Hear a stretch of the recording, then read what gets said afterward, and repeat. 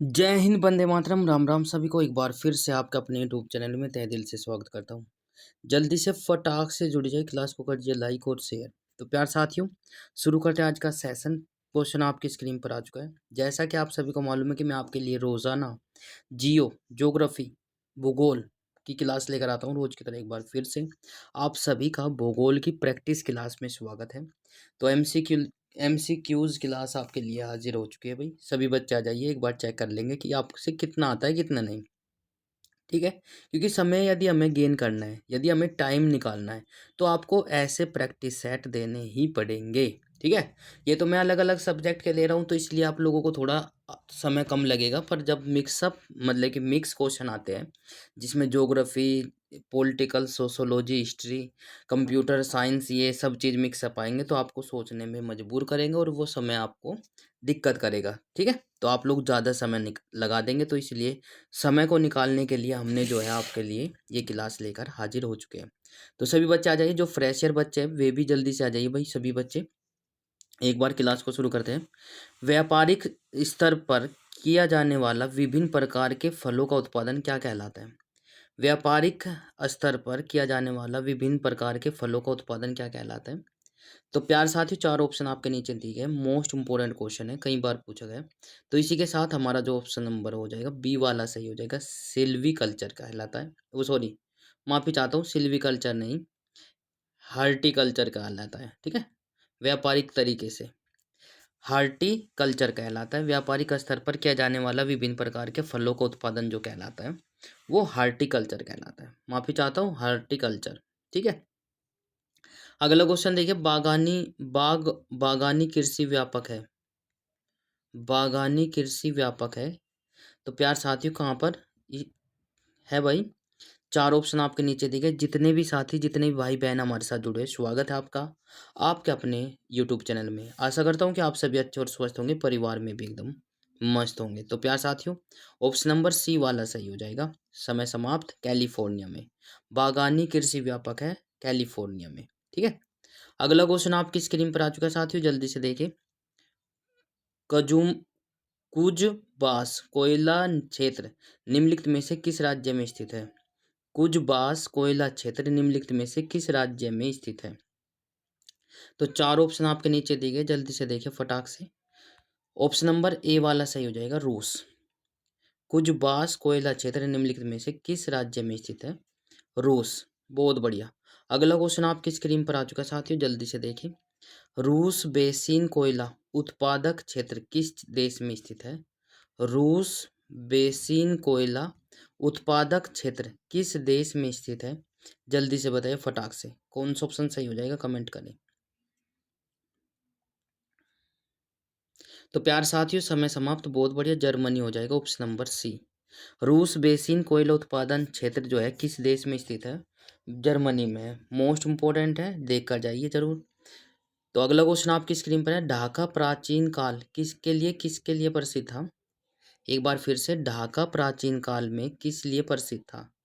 ढाका किस देश की राजधानी है, आप लोगों को बताना है। ढाका प्राचीन काल में किस लिए प्रसिद्ध था? तो प्यार साथियों, मलमल के लिए प्रसिद्ध था। क्या था? मलमल। ठीक है, बिल्कुल। मलमल के गद्दे भी आते हैं ना, मलमल के लिए प्रसिद्ध था ढाका प्राचीन काल में। ब्यूनस आयरस निम्नलिखित में से किसके लिए प्रसिद्ध है? ब्यूनस आयरस निम्नलिखित में से किसके लिए प्रसिद्ध है, कमेंट करें। तो प्यार साथियों, समय समाप्त। बहुत बढ़िया, जो बच्चे ऑप्शन नंबर ए के साथ जा रहे हैं वैसे हो जाता है। डेयरी पदार्थ व मांस, डेयरी पदार्थ व मांस के लिए प्रसिद्ध है ब्यूनस आयर्स। अगला क्वेश्चन आपकी स्क्रीन पर आ चुका है साथियों, जल्दी से देखिए फटाक से।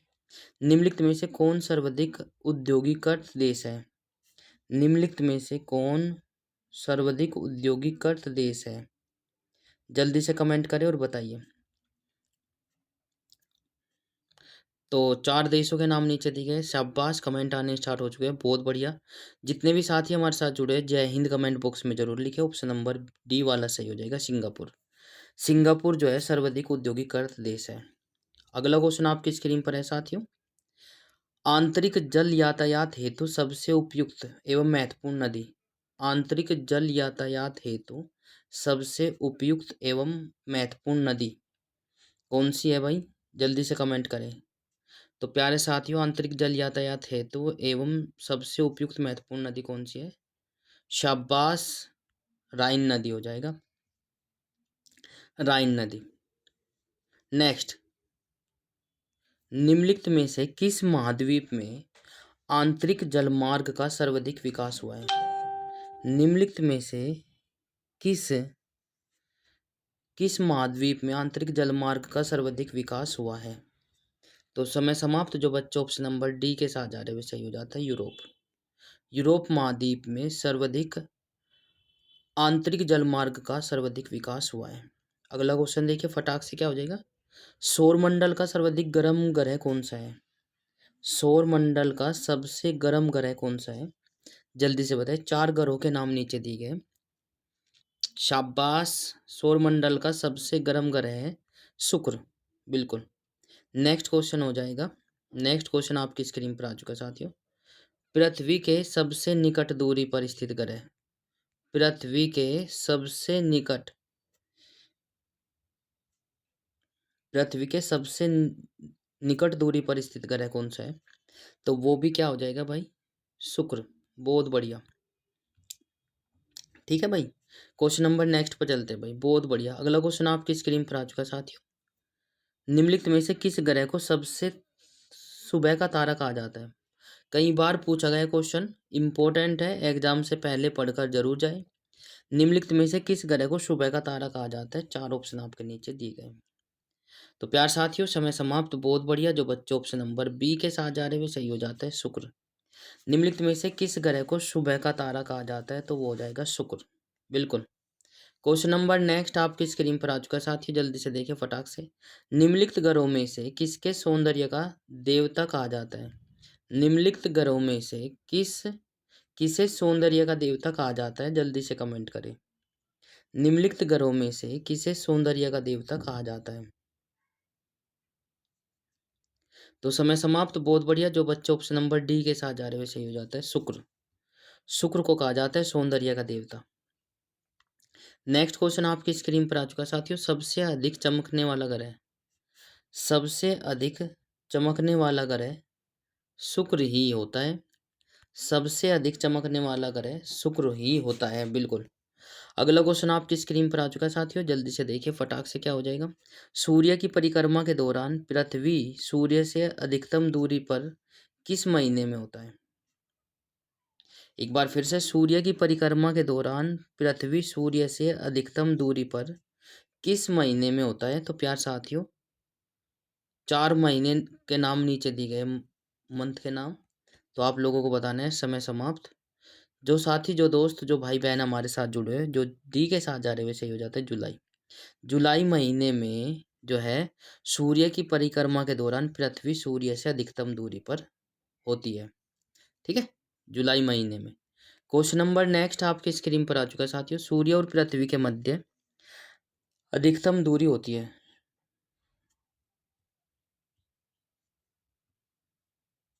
तो समय समाप्त, बहुत बढ़िया। जो बच्चे ऑप्शन नंबर 4 जुलाई दे रहे हैं वो सही हो जाता है। सूर्य और पृथ्वी के मध्य अधिकतम दूरी कब होती है? 4 जुलाई को, ध्यान रखना, बिल्कुल। अगला क्वेश्चन आपकी स्क्रीन पर आ चुका है साथियों। सूर्य और पृथ्वी के मध्य न्यूनतम दूरी कब होती है? सूर्य और पृथ्वी के मध्य न्यूनतम दूरी कब होती है? तो प्यारे साथियों, समय समाप्त। जो बच्चे ऑप्शन नंबर सी के साथ, बी के साथ जा रहे हैं सही हो जाता है, 3 जनवरी को। सूर्य और पृथ्वी के मध्य न्यूनतम दूरी होती है 3 जनवरी को। अगला क्वेश्चन आपकी स्क्रीन पर आ चुका है साथियों, जल्दी से देखिए। पृथ्वी को किस उसके काल्पनिक अक्ष पर घुमाने, पृथ्वी को उसके काल्पनिक अक्ष पर घूमने को क्या कहते हैं? पृथ्वी को उसके काल्पनिक अक्ष पर घूमने को क्या कहते हैं? जल्दी से बताइए, फटाक से कमेंट करिए, बहुत बढ़िया। जो बच्चे ऑप्शन नंबर बी के साथ जा रहे हुए सही हो जाता है, घूर्णन। पृथ्वी को उसके काल्पनिक अक्ष पर घूमने की को क्या कहते हैं? घूर्णन कहते हैं। नेक्स्ट क्वेश्चन आपकी स्क्रीन पर आ चुका है साथियों। पृथ्वी तथा सूर्य के मध्य सर्वाधिक दूरी किसके दौरान होती है? पृथ्वी और सूर्य के मध्य सर्वाधिक दूरी किसके दौरान होती है? वो आप लोगों को बताने हैं।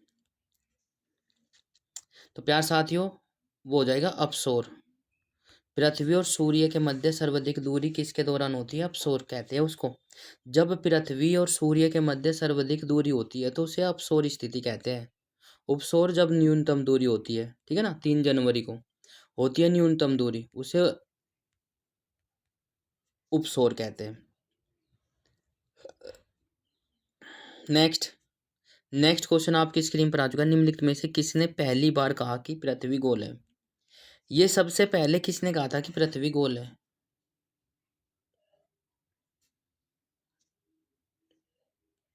तो 4 ऑप्शन आपके नीचे दिए गए, जल्दी से बताइए फटाक से, किसने कहा था कि पृथ्वी गोल है? तो प्यार साथियों, समय समाप्त। जो बच्चे ऑप्शन नंबर ए के साथ जा रहे हैं सही होता है। अरिस्टोटल ने कहा था कि पृथ्वी गोल है सबसे पहले। तो प्यारे साथियों, थोड़ा सा आप लोगों को मैं अब आपको बता दूं कि बोर्ड जो है, एग्जाम बोर्ड, इसको कौन से आंसर को सही मानता है वो आप लोगों का थोड़ा सा डिपेंड करेगा। तो प्यार साथियों, यदि बात करें 350 ईस्वी पूर्व, ठीक है, 350 ईस्वी पूर्व जो है सबसे पहले अरस्तु ने बताया था कि पृथ्वी गोल है, ठीक है। तो फिर बाद में जो है इसको मापा था, मापा भी गया है। तो मापा गया था तो उसमें पाइथागोरस इरेटोस्थनीज का नाम आता है। इरेटोस्थनीज जो है ने वास्तव में पृथ्वी गोल आकार की होती है ये माप लिया था, इरेटोस्थनीज, ठीक है। इनमें से कोई सा भी नहीं है ऑप्शन, तो इसीलिए इसमें से जो है डी वाला भी हो सकता है। यदि बात करें 500 ईस्वी पूर्व की, तो पाइथागोरस ने सिर्फ कहा था कि धरती गोल है, ठीक है। तो पाइथागोरस ने भी 500 ईस्वी पूर्व कहा था कि पृथ्वी गोल है। तो कई सारे वैज्ञानिक हैं तो जो मतलब कि कह चुके हैं कि पृथ्वी गोल है। तो इनमें से कौन एग्जाम बोर्ड किसको मानता है वो आप लोगों को ऊपर डिपेंड करेगा। तो यदि आपको इस क्वेश्चन का आंसर मालूम है तो प्लीज़ आप लोग कमेंट बॉक्स में ज़रूर बताएं। मैं आपको गलत बताने से पहले यदि इसके हिसाब से देखें तो इसमें यहाँ का जो है रेस्टो अरिस्टोटल है ना। तो प्यार साथियों, जल्दी से देखिए, इसमें थोड़ा सा मुझे असमंजस है तो मैंने आपको बता दिया है। यदि कोई दिक्कत है तो प्लीज़ आप लोग कमेंट बॉक्स में ज़रूर बताएं। तो प्लीज़ कमेंट बॉक्स में बताना ना भूलें। जितने भी साथी, जितने भी भाई बहन हमारे इस वीडियो को देख रहे हैं, तो किसने कहा था सबसे पहले ये भी मैं आपको दूर कर देंगे, टेंशन लेने की कोई आवश्यकता नहीं है, ठीक है। हमारे ऊपर भी हमारे सर है बहुत सारे जो जितने मतलब कि पढ़ाते भी है और दूसरी बात उनको एक्सपीरियंस भी है भाई, ठीक है ना। तो इसलिए गलत ना बताकर मैंने आपके ऊपर ही छोड़ दिया। यदि आपको इस क्वेश्चन का आंसर मालूम है तो आप लोग बताएंगे ऑप्शन के हिसाब से, या एग्जाम बोर्ड किसको मानेगा या मान सकता है। क्योंकि कुछ क्वेश्चन ऐसे होते हैं, कभी कभी किसी एक ऑप्शन को 1 स्टार, किसी को 2 स्टार और किसी को 3 स्टार। तो ये इस हिसाब से जिसको ज़्यादा स्टार दिए जाएंगे इसका मतलब वही हमारा आंसर होगा, ठीक है।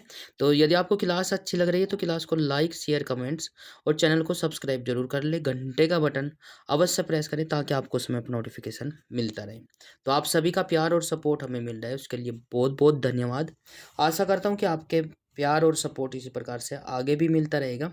तो आज के लिए इतना ही, मिलते हैं नेक्स्ट क्लास में कल इसी वक्त इसी समय। तो हंसते रहिए, मुस्कुराते रहिए और हमारे साथ पढ़ते रहिए। जय हिंद, वंदे मातरम, राम राम सभी को।